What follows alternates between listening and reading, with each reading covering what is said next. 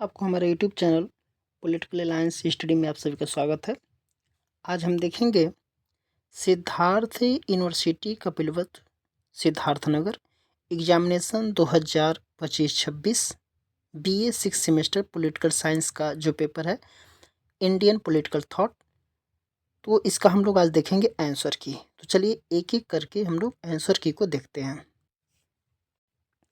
देखिए दिया है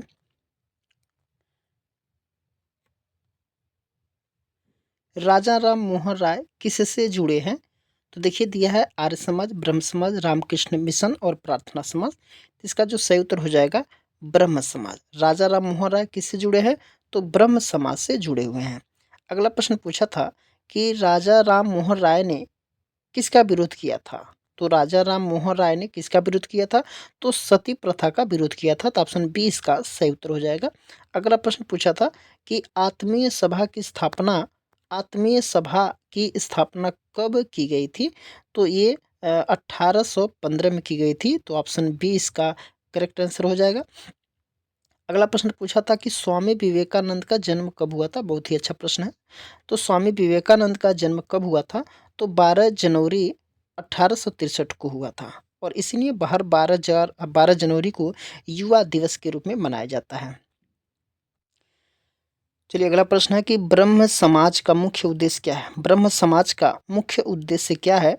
तो यहाँ पे दिया है सामाजिक और धार्मिक सुधार। सामाजिक और धार्मिक सुधार, ऑप्शन डी इसका करेक्ट आंसर हो जाएगा।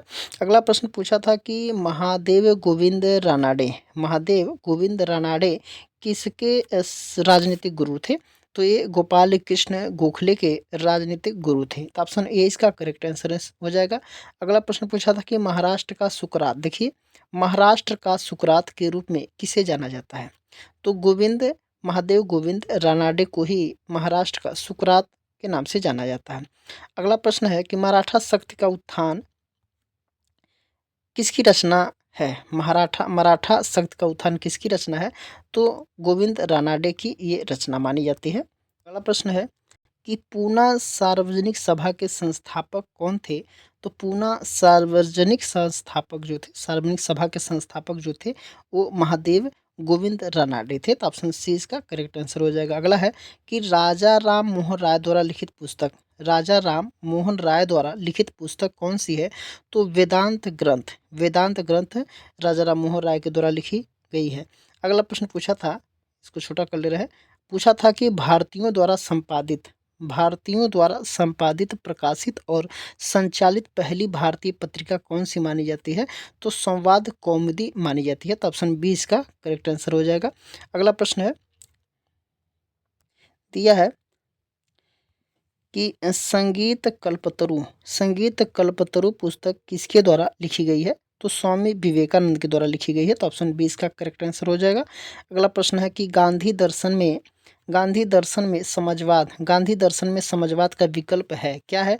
तो सर्वोदय जो है समाजवाद का विकल्प माना जाता है गांधी जी दर्शन में। अगला प्रश्न है कि गांवों को भारतीय आर्थिक संकट का केंद्र किसने माना है। तो महात्मा गांधी ने गांवों को भारतीय आर्थिक संकट का केंद्र माना है। अगला प्रश्न है कि गांधी जी को सर्वप्रथम राष्ट्रपिता का संबोधन किसने किया था।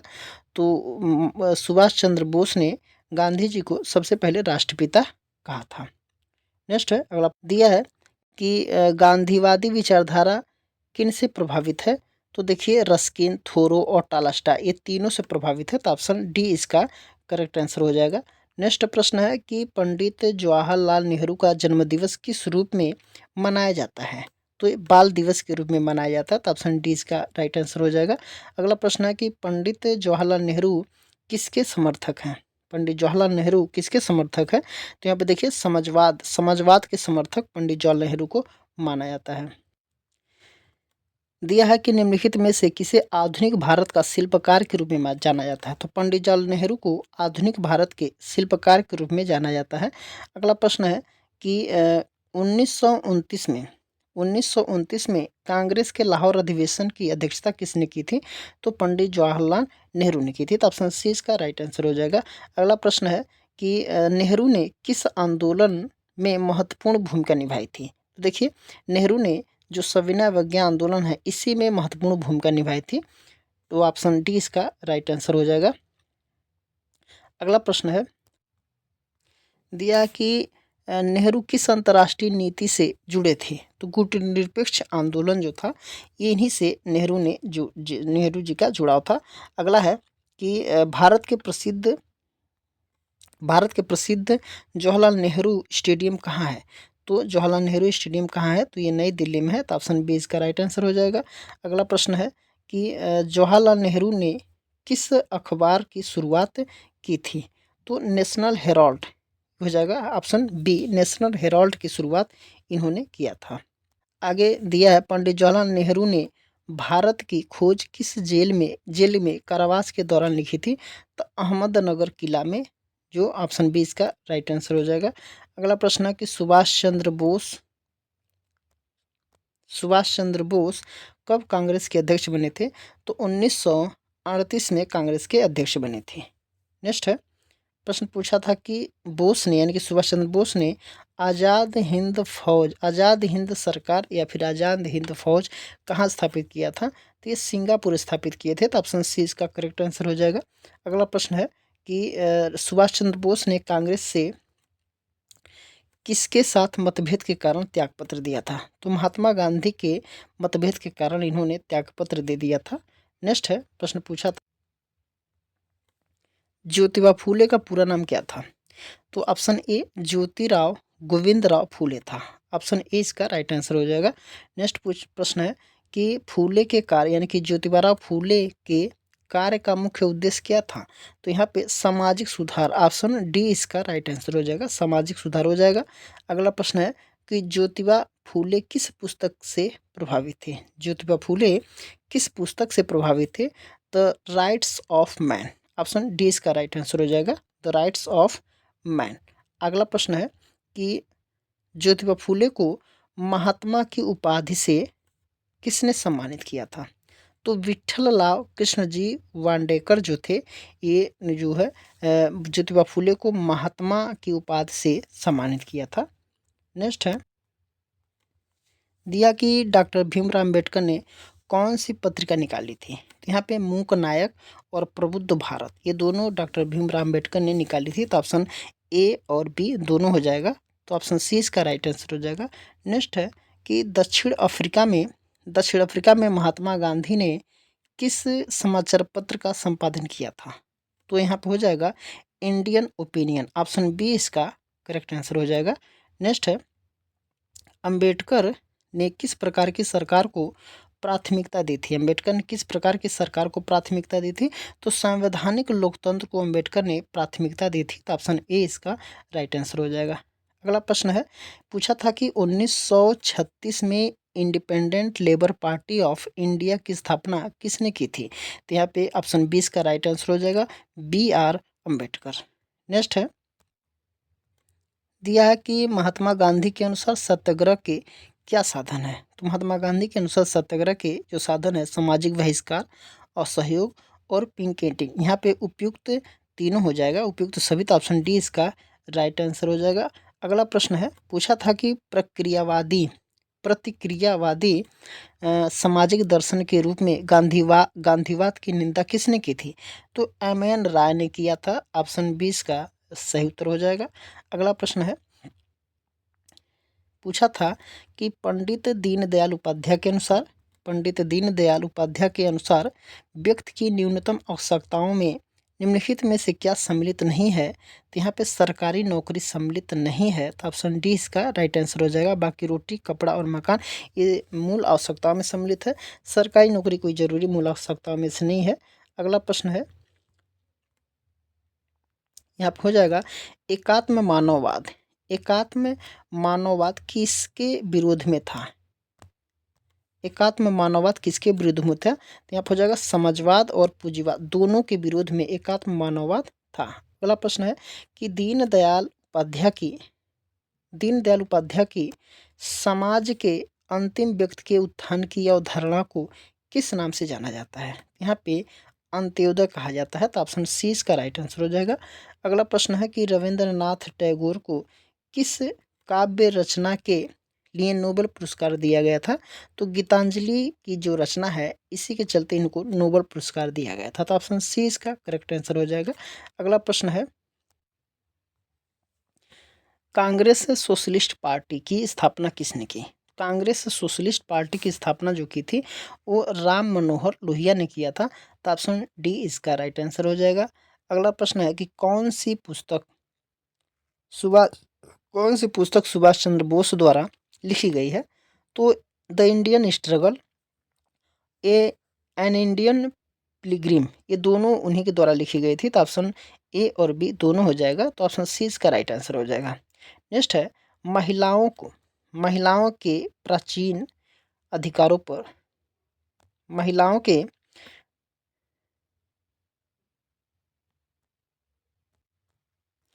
महिलाओं के प्राचीन अधिकारों पर आधुनिक अतिक्रमण किसके द्वारा लिखी गई है? तो राजा राम मोहन राय के द्वारा लिखी गई है। तो ऑप्शन डी इसका करेक्ट आंसर हो जाएगा। नेक्स्ट है, अगला प्रश्न है दिया है, पूछा था कि वंदे मातरम समाचार पत्र का संपादक कौन था? तो अरविंद घोष थे। ऑप्शन 20 का करेक्ट आंसर हो जाएगा। नेक्स्ट है कि किसने कहा है कि पश्चिमी दुनिया एक ज्वालामुखी पर बैठी हुई है? तो ऑप्शन डी इसका सही उत्तर हो जाएगा, स्वामी विवेकानंद। नेक्स्ट है, द फ्यूचर पोएट्री पुस्तक किसके द्वारा लिखी गई है? तो अरविंद घोष के द्वारा लिखी गई है। तो ऑप्शन डी इसका राइट आंसर हो जाएगा। नेक्स्ट है, पूछा था प्रश्न कि किसने कहा कि मांग और पूर्ति का सिद्धांत किसी भी विज्ञान का आधार नहीं हो सकता? तो यहाँ पे ऑप्शन 20 का राइट आंसर हो जाएगा, महात्मा गांधी। अगला है कि राष्ट्र जीवन की दशा किसकी रचना है?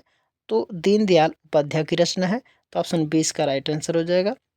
अगला प्रश्न है, पूछा था कि भारत के विभाजन के संबंध में लोहिया की पुस्तक का शीर्षक क्या है? तो लोहिया की पुस्तक का जो शीर्षक है, guilty man of India's partition. Option C इसका करेक्ट आंसर हो जाएगा। अगला प्रश्न है, पूछा था कि लोहिया ने 1953 ईस्वी में रंगून में निम्नलिखित में से किस सम्मेलन का आयोजन किया था? तो एशियाई समाजवादी सम्मेलन। ऑप्शन सी इसका राइट आंसर हो जाएगा। अगला प्रश्न है कि राम मनोहर लोहिया किस आंदोलन से जुड़े थे? तो भारत छोड़ो आंदोलन हो जाएगा। तो ऑप्शन ए इसका करेक्ट आंसर हो जाएगा। अगला प्रश्न है, न्यू लैंप्स फॉर ओल्ड किसके द्वारा लिखी गई है? तो ये अरविंद घोष द्वारा लिखी गई है। तो ऑप्शन डी इसका करेक्ट आंसर हो जाएगा।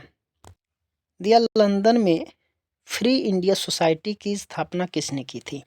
तो वी.डी. सावरकर ने किया था। तो ऑप्शन बी इसका करेक्ट आंसर हो जाएगा। आगे है, दीनदयाल अंत्योदय योजना किस वर्ष शुरू की गई थी? तो 25 सितंबर 1914 को की गई थी। तो ऑप्शन ए इसका करेक्ट आंसर हो जाएगा। अगला प्रश्न है, पूछा था कि वी आर आवर नेशनलहुड डिफाइड पुस्तक जो है किसके द्वारा लिखी गई है? तो एम.एस. गोवलकर द्वारा लिखी गई है। तो ऑप्शन बी इसका करेक्ट आंसर हो जाएगा। अगला प्रश्न है कि एम.एस. गोवलकर जो है आरएसएस के किस क्रम के सरसंघ चालक थे? तो ये द्वितीय सरसंघ चालक थे। तो ऑप्शन बी इसका करेक्ट आंसर हो जाएगा। अगला प्रश्न है, पूछा था यहाँ पे कि एकात्म मानववाद में चतुर्विध विकास का क्या अर्थ है? तो ऑप्शन जो हो जाएगा, व्यक्ति, समाज, राष्ट्र और मानवता। ये चतुर्विध विकास का संपूर्ण विकास माना जाता है। तो ऑप्शन बी इसका करेक्ट आंसर हो जाएगा। नेक्स्ट है, प्रश्न था कि इंडिया हाउस किससे संबंधित है? तो यहाँ पे वी.डी. सावरकर से संबंधित है। तो ऑप्शन सी इसका राइट आंसर हो जाएगा। अगला प्रश्न है, पूछा था कि निम्नलिखित में से कौन सा सुमेलित है। निम्नलिखित में से कौन सा क्या है, सुमेलित है। देखिए, शक्ति स्थल महात्मा गांधी। देखिए, चैत्य भूमि जो है BR अम्बेडकर। ठीक है, ये सही उत्तर हो जाएगा। ऑप्शन बी ये क्या है, सही सुमेलित है, बाकी सब गलत है। नेक्स्ट है, पूछा था कि एम एस गोवलकर का प्रभाव किस क्षेत्र में अधिक था। एम एस गोवलकर का प्रभाव किस क्षेत्र में अधिक था, तो राजनीति और समाज में अधिक था। तो ऑप्शन सी इसका करेक्ट आंसर हो जाएगा। अगला प्रश्न है कि भवानी मंदिर किसके द्वारा लिखी गई है, लिखित है। भवानी मंदिर किसके द्वारा लिखित है, तो अरविंद घोष द्वारा लिखित है। तो ऑप्शन डी इसका सही उत्तर हो जाएगा। अगला है, किस नेता ने सांस्कृतिक राष्ट्रवाद की अवधारणा को बढ़ावा दिया है, तो VD सावरकर इसका सही उत्तर हो जाएगा। ऑप्शन बी इसका राइट आंसर हो जाएगा। अगला प्रश्न है, पूछा था कि रविंद्रनाथ टैगोर समर्थक थे, तो अंतरराष्ट्रीयतावाद के समर्थक थे। तो डी इसका सही उत्तर हो जाएगा। नेक्स्ट है, प्रश्न है कि पंडित दीनदयाल उपाध्याय ने किस प्रकार की राजनीति का समर्थन किया, तो ये मूल्य आधारित राजनीति हो जाएगा। ऑप्शन बी इसका सही उत्तर हो जाएगा। नेक्स्ट है कि पंडित दीनदयाल उपाध्याय के द्वारा एकात्म मानववाद का विचार किस वर्ष प्रस्तुत किया गया था, तो 1965 हो जाएगा। ऑप्शन सी इसका करेक्ट आंसर हो जाएगा। नेक्स्ट है, न्यू लैंप्स फॉर ओल्ड की मुख्य विषय वस्तु क्या थी। देखते हैं, न्यू लैंप फॉर ओल्ड की मुख्य विषय वस्तु क्या थी, तो यह हो जाएगा भारतीय राष्ट्रीय कांग्रेस की आलोचना। तो ऑप्शन डी इसका सही उत्तर हो जाएगा। अगला प्रश्न है, दिया है कि पंडित दीनदयाल उपाध्याय का अंतिम लक्ष्य क्या था। तो समाज का समग्र विकास। ऑप्शन डी इसका सही उत्तर हो जाएगा। नेक्स्ट है, हिंदू कॉलेज के संस्थापक कौन हैं जिसे आज प्रेसिडेंसी कॉलेज के नाम से जाना जाता है, तो ये हो जाएगा राजा राम मोहन राय। ऑप्शन डी इसका सही उत्तर हो जाएगा। नेक्स्ट है, दिल्ली चलो का नारा किसने दिया था, तो दिल्ली चलो का नारा जो दिया था वो सुभाष चंद्र बोस ने दिया था। सही उत्तर डी हो जाएगा। नेक्स्ट है,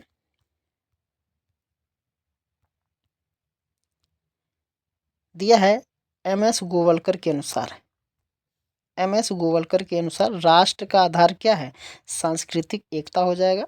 फिर दिया है कि एम एन राय ने किस विचारधारा का विरोध किया था, तो कट्टरपंथी साम्यवाद का इन्होंने क्या किया था, विरोध किया था। लोहिया की सप्त क्रांति क्या है। अगला प्रश्न है कि लोहिया की सप्त क्रांति क्या है, तो समानता के लिए 7 क्रांतियां इसको कहा जाता है। सप्त क्रांति समानता के लिए 7 क्रांति। तो ऑप्शन डी इसका सही उत्तर हो जाएगा। नेक्स्ट प्रश्न पूछा था कि बी आर अम्बेडकर के अनुसार सामाजिक न्याय का आधार क्या है, तो अधिकार और समानता। ऑप्शन ए इसका सही उत्तर हो जाएगा, अधिकार और समानता हो जाएगा। नेक्स्ट है, दिया है कि जवाहरलाल नेहरू की वैज्ञानिक मनोवृत्ति क्या है, तो तर्कसंगत सोच था इनका। ऑप्शन 20 का सही उत्तर हो जाएगा। नेक्स्ट है कि सावरकर के अनुसार राष्ट्र की पहचान क्या है, संस्कृत भूमि और लोग। ये सावरकर के अनुसार राष्ट्र की पहचान है। तो ऑप्शन डी इसका सही उत्तर हो जाएगा। नेक्स्ट है, श्री अरविंद का राष्ट्रवाद किस प्रकार का था। श्री अरविंद का जो राष्ट्रवाद है वो किस प्रकार का था, तो आध्यात्मिक राष्ट्रवादी थे ये। ऑप्शन 20 का सही उत्तर हो जाएगा, अरविंद आध्यात्मिक राष्ट्रवादी थे। अगला प्रश्न है कि बी आर अम्बेडकर का एनहिलेशन ऑफ कास्ट क्या दर्शाता है, जाति व्यवस्था का अंत के बारे में इसमें लिखा गया था। ऑप्शन 20 का सही उत्तर हो जाएगा। नेक्स्ट है, दिया है बी आर अम्बेडकर के राज्य समाजवाद का मुख्य उद्देश्य क्या था, तो सामाजिक और आर्थिक न्याय है। ऑप्शन सी इसका सही उत्तर हो जाएगा। नेक्स्ट है, गांधी जी द्वारा कितने समाचार पत्रों का संपादन किया गया है? गांधी जी द्वारा कितने समाचार पत्रों का संपादन किया गया है? तो 3 हो जाएगा, ऑप्शन ए इसका राइट आंसर हो जाएगा। अगला है कि किस सुधारवादी विचारक ने व्यवहारवादी वेदांत की अवधारणा को बढ़ावा दिया? तो स्वामी विवेकानंद हो जाएंगे, ऑप्शन ए इसका सही उत्तर हो जाएगा। नेक्स्ट प्रश्न पूछा था कि भारत की एकता किसके द्वारा लिखी गई थी? तो जवाहरलाल नेहरू के द्वारा लिखी गई थी। तो ऑप्शन ए बी इसका सही उत्तर हो जाएगा, सॉरी ऑप्शन बी इसका सही उत्तर हो जाएगा, जवाहरलाल नेहरू। नेक्स्ट है, पूछा था कि निम्नलिखित में से किस घटना ने अरविंद घोष को राष्ट्रीय आंदोलन में ला दिया? तो बंगाल विभाजन इसका सही उत्तर हो जाएगा। बंगाल विभाजन ने श्री अरविंद को राष्ट्रीय आंदोलन में क्या कर दिया? ला दिया था, यही घटना है। अगला प्रश्न है, पूछा था कि सविनय अवज्ञा आंदोलन का मुख्य उद्देश्य क्या है? सविनय अवज्ञा आंदोलन का मुख्य उद्देश्य क्या था? तो अन्यायपूर्ण कानूनों का शांतिपूर्ण उल्लंघन, ऑप्शन 20 का सही उत्तर हो जाएगा। अन्यायपूर्ण जो कानून है उसका क्या करेंगे? शांतिपूर्ण रूप से उल्लंघन करेंगे, तो ऑप्शन 20 का सही उत्तर हो जाएगा। नेक्स्ट है, प्रश्न पूछा था कि गांधी की सत्य की अवधारणा किससे जुड़ी है? गांधी जी की जो सत्य की अवधारणा है वो किससे जुड़ी है? तो देखिए, धर्म, नैतिकता और राजनीति, ये तीनों से जुड़ी हुई है, तो ऑप्शन डी इसका सही उत्तर हो जाएगा। नेक्स्ट है, ये किसने कहा कि नर सेवा नारायण सेवा है? नर सेवा क्या है? नारायण सेवा है। ये स्वामी विवेकानंद ने कहा था, तो ऑप्शन बी डी इसका सही उत्तर हो जाएगा। नेक्स्ट है कि दीन दयाल उपाध्याय के विचार में राज्य की भूमिका क्या होनी चाहिए? तो हो जाएगा समाज के साथ संतुलित भूमिका, समाज के साथ संतुलित भूमिका हो जाएगा, ऑप्शन डी इसका सही उत्तर हो जाएगा। नेक्स्ट है, शिक्षित बनो, संघर्ष करो, संगठित रहो का नारा किसका है? तो बी आर अम्बेडकर का है, ऑप्शन सी इसका सही उत्तर हो जाएगा। नेक्स्ट है, पंडित दीनदयाल उपाध्याय का एकात्म मानववाद किसके विरुद्ध एक वैचारिक विकल्प है? तो देखिए, यहाँ पे केवल पूंजीवाद या फिर केवल समाजवाद, यहाँ पे हो जाएंगे ऑप्शन दोनों ए और बी, सी इसका सही उत्तर हो जाएगा। नेक्स्ट है, देखिए प्रश्न पूछा था 91 नंबर पे कि एम एन राय ने मार्क्सवाद की आलोचना क्यों की? एम एन राय ने जो मार्क्सवाद की आलोचना क्यों की थी? तो इसने व्यक्तिगत स्वतंत्रता की अनदेखी की है, इसमें ऑप्शन सी इसका सही उत्तर हो जाएगा। नेक्स्ट प्रश्न है, पूछा था कि एम एन राय के अनुसार क्रांति का स्वरूप कैसा होना चाहिए? तो एम एन राय के अनुसार क्रांति का जो स्वरूप है वो बौद्धिक और नैतिक होनी चाहिए, तो ऑप्शन 20 का सही उत्तर हो जाएगा।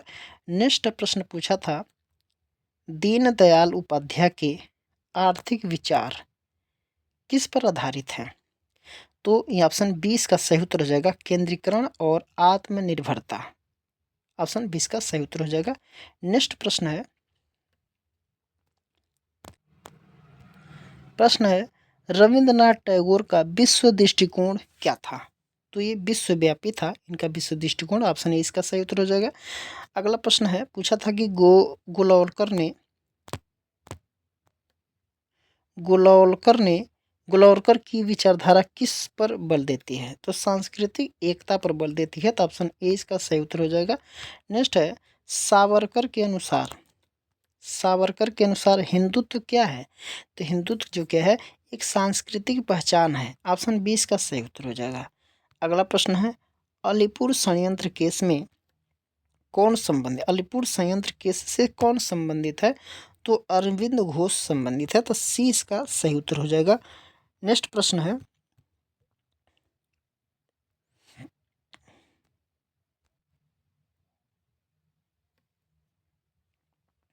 दिया है, महात्मा गांधी निम्नलिखित में से किस लेखक से प्रभावित थे? तो कार्ल मार्क्स से प्रभावित नहीं थे। यहाँ पे प्रश्न पूछा प्रभावित नहीं थे, देखिए थोरो से भी प्रभावित थे, टॉलस्टॉय भी से भी प्रभावित थे और रस्किन से भी प्रभावित थे, कार्ल मार्क्स से प्रभावित नहीं थे, तो ऑप्शन डी इसका सही उत्तर हो जाएगा। नेक्स्ट है, भारत पुनर्जागरण नामक पुस्तक के रचयिता हैं? तो राजा राम मोहन राय हैं, ऑप्शन ए इसका सही उत्तर हो जाएगा। और इस प्रश्न पत्र का लास्ट प्रश्न है कि डॉक्टर बी आर अम्बेडकर द्वारा किस अनुच्छेद को संविधान की आत्मा के रूप में संदर्भित किया जाता है? तो देखिए यहाँ पे जो संवैधानिक उपचारों का अधिकार है, ऑप्शन जो यहाँ पे 20 सही उत्तर हो जाएगा। अनुच्छेद जो 20 है ये संवैधानिक उपचारों का अधिकार है। तो यहाँ पे अम्बेडकर के द्वारा अगर पूछा जाए कि संविधान की आत्मा क्या है, तो अनुच्छेद 32 हो जाएगा, अर्थात संवैधानिक उपचारों का अधिकार हो जाए। लेकिन अगर अम्बेडकर का नाम नहीं दे रहा है या जवाहरलाल नेहरू का नाम दे रहा है या फिर किसी का नाम नहीं दे रहा है और पूछा रहा है कि संविधान की आत्मा क्या है, तो वहाँ पे प्रस्तावना हो जाएगा। लेकिन अम्बेडकर का नाम आएगा तो अनुच्छेद 32 यहाँ पे उत्तर हो जाएगा। तो चलिए आज हम इस प्रश्न पत्र को 100 प्रश्नों का हम लोगों ने क्या किया, आंसर की देखा है। अगले वीडियो में किसी प्रश्न पत्र को हम लोग आंसर की देखेंगे। तब तक के लिए सभी को शुभ रात्रि।